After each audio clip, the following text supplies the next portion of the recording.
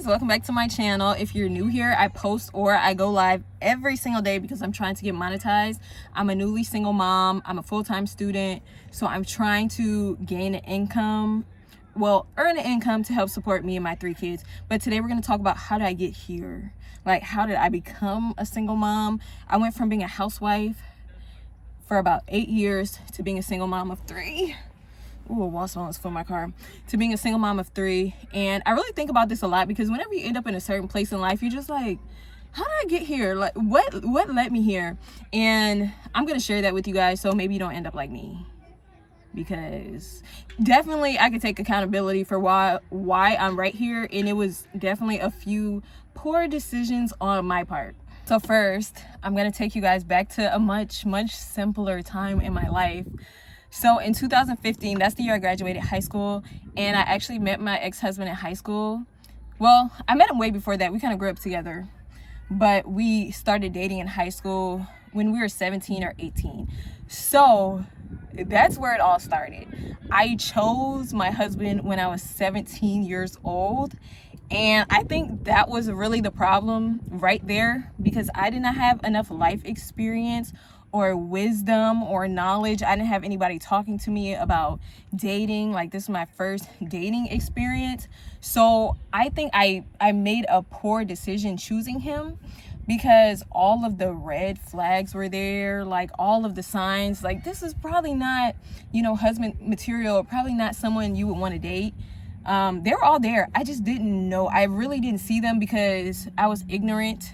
I was 17, and like I said, I had no experience. I just was like, ooh, I like this guy, and we just got together. I didn't even know what a red flag was at that point, honestly, in 2015. I didn't know. Just to fast forward, we got together. I had my first child when I was 20. I got pregnant when I was 19. So I was pregnant at 19. I got married when I was 6 months pregnant. I think by that time I was 20, and then I gave birth when I was 20. Now, I was very happy about this. I can only speak from my personal experiences because he said all kind of stuff and backtrack, so I don't really know. So I'm only going to talk from my point of view. I was very happy. I loved being a mom. I loved being a wife. I just kind of naturally became a stay-at-home mom because when I was pregnant, I ended up being really sick. I didn't expect that. So I was really sick, vomiting a lot. Like, every single pregnancy I've had has been like that. So it just really took me out. So I stopped working when I was pregnant and I never went back to work. And he joined the military.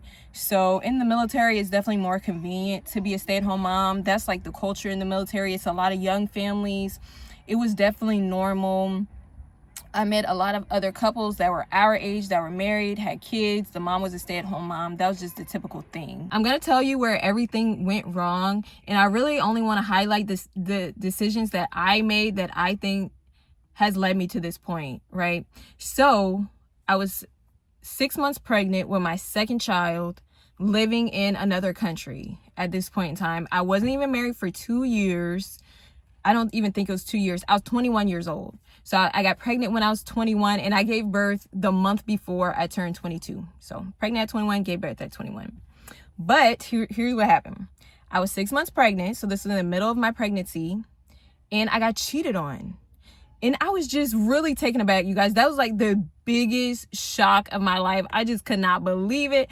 I thought everything was going fine. But like I said in the beginning, all the red flags were there in high school. And before that, I just couldn't see them. You know how they say hindsight is 20/20? So whenever you're in a situation, you can't see things for what they really are. And like I said, I just think I didn't have enough life experience to understand and to know and to see these things coming. So I was shocked. Like, I was just shocked. So the position I was in was really tough because the first time I had taken a plane ride was to get there, right? So what I would have had to do was be 6 months pregnant, sick. Like I said, all my pregnancy, I was sick. It was hard for me to function.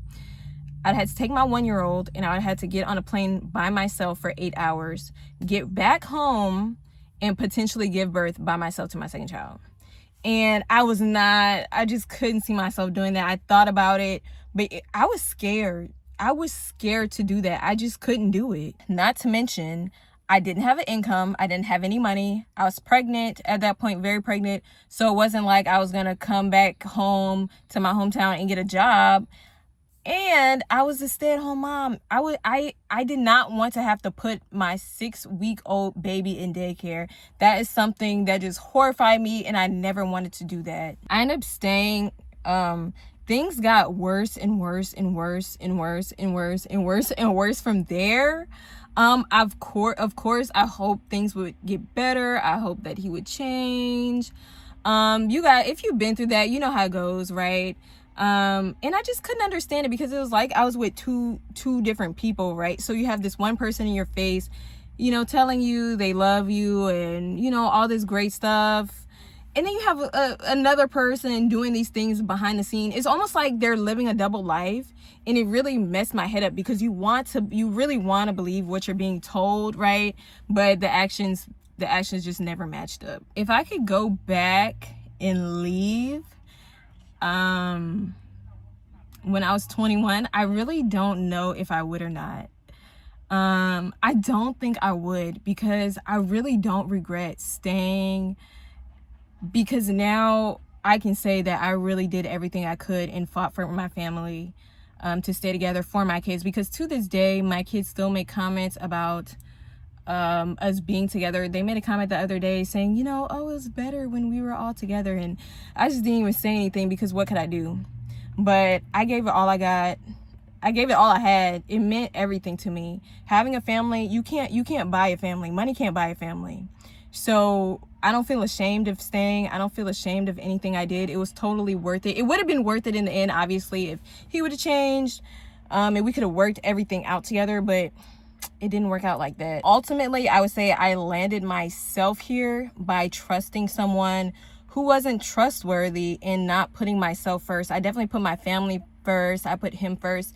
I was dedicating 100% of my time to just trying it my best and giving it my all to be with this person, to keep my family together. And I was really putting 100% of my energy into that. Was I perfect? I was not perfect.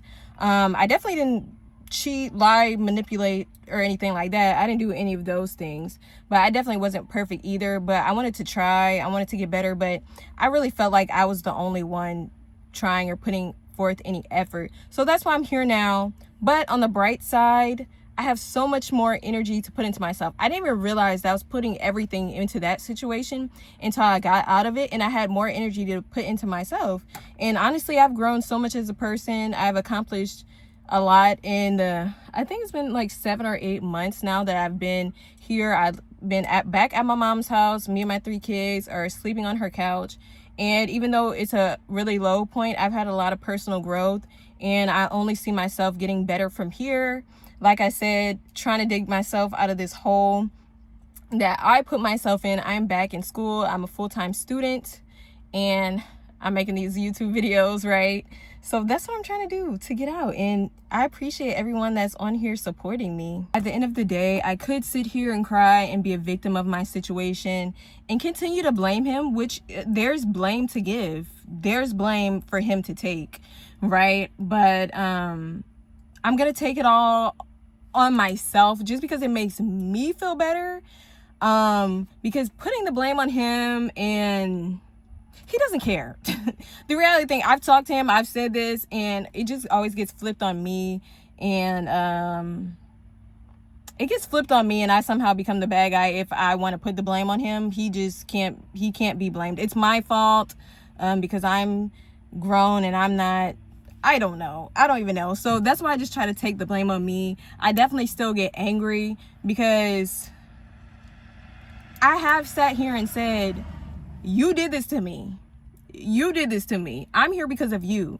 But instead of having that mindset, I'm just trying to have the mindset of, I did this to me because of my own decisions. And whenever I do get in that, thought process, start getting angry, start thinking about everything that happened, I just try to switch my line of thinking to thinking about the future and thinking about how I'm going to get out of here and my plans for the future, because I'm so excited about the future. I have a lot of plans and a lot of things I want to accomplish, and I'm about to get a journal and make a what do they call those things? Not a dream board. It's not called a dream board. What is it called? Y'all know what I'm talking about. Oh, a vision board. I'm excited for the future now, and that's where my mind is now. Like I said, no regrets. I'm trying not to hold on to anything and just move forward in my life.